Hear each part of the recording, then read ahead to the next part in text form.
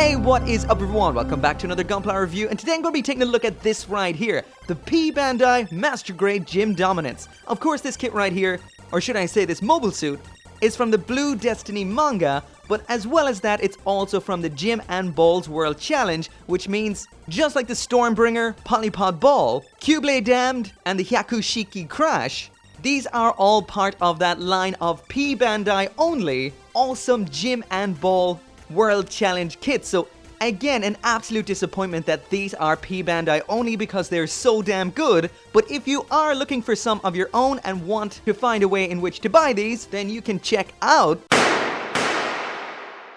So of course, thank you to Buyee for sending this on to me, and honestly, I don't like accepting these kind of sponsored video things without being able to ask for something for you guys as well. So in this box right here, I do have something I'm going to be giving away very soon. And as for what it is, I'll tell you later. So there is what the Master Grade Gimm Dominance looks like out of the box and snapped together, and all I can say is this is probably the coolest Master Grade Gimm I have ever laid my eyes on.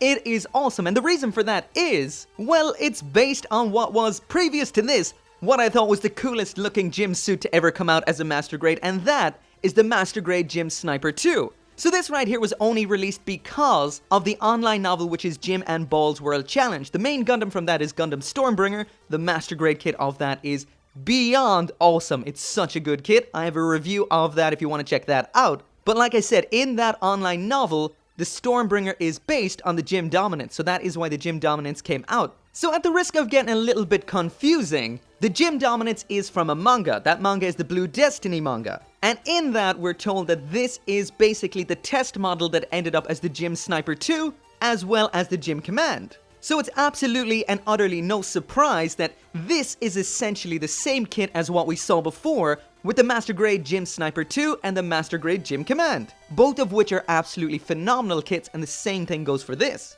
However, there are some other parts thrown into this. There is some Gundam 2.0, as well as the Gimm Sniper Custom. For example, if you just look at the back of the Gimm Sniper Custom right here, it's exactly the same backpack around on the back. So in essence, with this kit, we've got a lot of the best parts of a lot of the best Gimm kits. So all in all, this is a bit of a Frankenstein, but an absolute perfect storm of a Frankenstein. And in the end, what we get is an absolutely amazing looking Gimm. This is, like I mentioned already, my favorite looking Gimm Master Grade to date. And unless they make a Master Grade Pale Rider, it might be staying that way. But once again, like I mentioned, in the novel, the Stormbringer is based on this, so I assumed a lot of the kit would be exactly the same. And it is to a degree, but not as much as I thought. For example, the torso on the Stormbringer, as well as the head of course, are completely different. And as much as the Gimm Dominance is absolutely and utterly fantastic, it's not the same level of fantastic as the Stormbringer. However, that kind of makes sense when this kit right here is a grunt, and that's a Gundam. So it does lack a lot of the articulation and features that we would have seen on the Stormbringer, but still at the end of the day, this is a top class Master Grade right here, no doubt. Also, before I forget to mention it, as for the manual with this guy, it's not the Gimm and Ball World Challenge style manual, it's actually your old school classic Universal Century Master Grade style manual, so that's what they're going for here. So now moving on to the accessories, and here is the Master Grade Gimm Dominance with everything that it comes with. So as you can see, we get essentially what we saw with the Stormbringer, but with a shield. So once again, this time around, we do get those Gundam Age style swappable fingers, so that means we have a movable thumb there. It can bend in the middle, but the fingers themselves swap out like so. Pop out the fingers you don't want, pop in the fingers that you do want. So that does mean it shares the exact same finger style as the Gimm Sniper 2 here, as well as the Gimm Command and the Stormbringer. And here's where I have to right a wrong of something I said in the Stormbringer review, and that's that you cannot use the Gimm Command and Gimm Sniper 2's weapons with this kit because it doesn't have the right fingers. And I was wrong. This kit most certainly does have the hyper extended index finger style hands. That's for using with those weapons, including the Gimm Sniper's 2 sniper rifle. Same with the Stormbringer, it does have the finger, it's just it was on a different runner.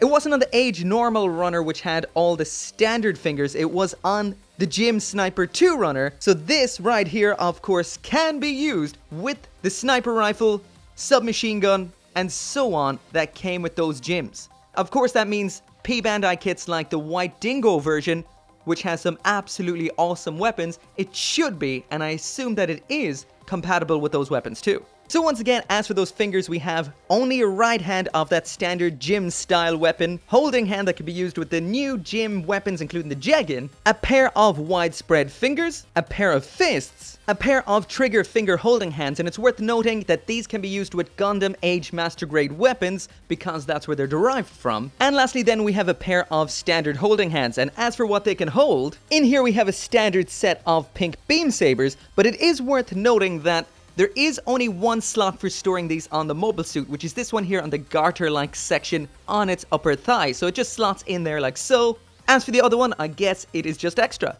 It's also worth noting that the beams can be used with the box beam sabers, which are on the back of the arms, which I absolutely adore. I mean, honestly, to me, this seems like the smartest place to store the beam sabers. They're always there, they don't have to be pulled out. In a brilliant defensive position, they're awesome, really cool, and look amazing. The main weapon when it comes to the Gimm dominance is this right here, which of course is the twin beam cannon, which is made up of two individual sections. The handle pops into the standard trigger finger, attaches into the hand, and then the shield cannon-y section attaches onto the back of that. Of course, don't forget to take the box saber off first.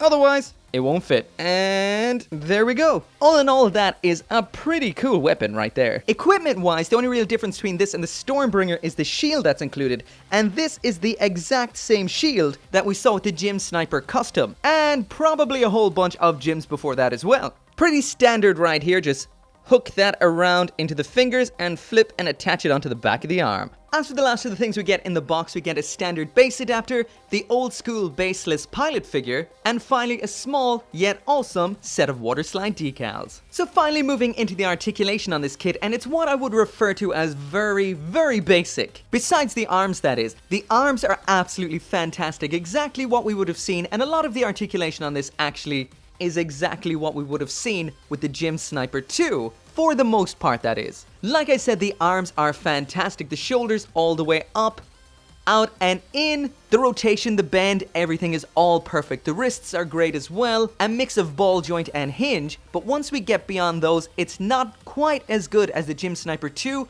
or the Stormbringer. The neck is as basic ball joint as you can get. It doesn't have that cool tilt the Gimm Sniper 2 had. We do have the up and down visor, which is epic. At the torso, it's pretty much non-existent. Next to no ab crunch, next to no side to side. We do have full rotation and opening cockpit. However, it is that big bulky cockpit that gets in the way of what very little ab crunch it has. So essentially with it closed, it has none. The front skirting armor is extremely limited, can only move up ever so slightly as well as outward, and no matter what way you put it, when you kick the leg up to the front, if you hyperextend that leg, it's gonna pop off. Side skirt, up and down, side to side, and around here on the back we've got that standard, basic, non-moving butt flap. At the waist unit, nothing special in here, this is just your normal peg in a hole, which allows for this kick up to the front, which is limited both by the design as well as the front skirting armor that gets in the way. Out to the side, it's pretty good, we can get the splits, and because of that big basic butt flap round on the back, there's nothing much to the back, so at the waist, it is quite limited. Now that we're down the legs, it's pretty much Gimm 2 territory again, so that means we have a very nice rotation in here. It doesn't go all the way around, but it goes most of the way. The bend at the knee is very nice, a little bit of a up and down at this thruster here, and the ankles, just like before, are quite limited, so you're not going to get a whole lot out of these. These are the ones with those little plastic pistons inside, so they went more for look over function here. Next, down here at the foot, we do get a bend upwards at the heel and the toes, not a whole lot. So all in all, the articulation is quite good. It's pretty much what you would expect from a grunt, but definitely nothing fantastic. So that is it for the review, and with the Gundam Stormbringer, I said that kit was way too good to be P-Bandai. That should have been a full release. That's not necessarily what I would say with this. This does definitely feel like a P-Bandai kit.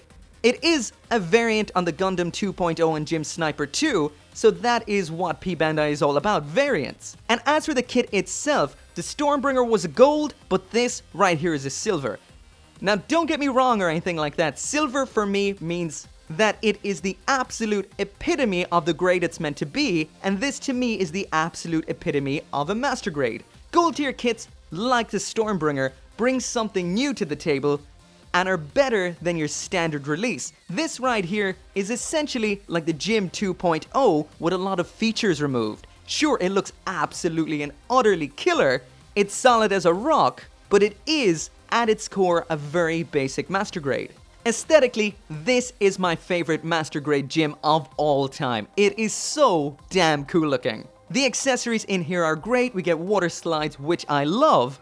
All in all, this is an awesome little kit. If you can get yourself one, I would recommend getting one. Sure, like I said, it is silver tier, but that's not a bad thing. It's solid, basic, and perfect in what it does. Anyway, if you do want one of your own, there is a link down there in the description to Buyee.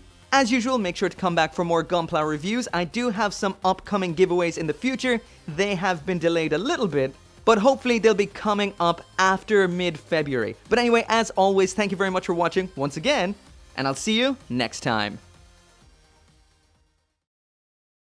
Buyee. So Buyee is like a proxy buying website. What I mean by that is, just like in some of the videos you've seen before, this is a website which will buy stuff for you from Japan that you can't buy yourself. But anyway, what I think is really cool about this website right here is there's a lot of what would have been brick and mortar stores I would have went to when I was living in Japan. I lived in Japan for 6 years, so a lot of these shops I would have just went to. So it's cool to see that you can actually buy from these places, especially places like Animate. If you've never heard of Animate before, it's literally the heart of new anime goods and stuff like that. It's great. We've got Akiba Soft Map here, the online Capcom store, Mandarake, but I'm pretty sure you can buy directly from them already, and stuff like the Evangelion store. That's pretty damn cool. And there's even some like unique things on here you probably wouldn't know about if you've never been to Japan. Like, for example, this here, Village Vanguard, was one of my favorite stores when living in Japan because it just sells such weird and awesome stuff.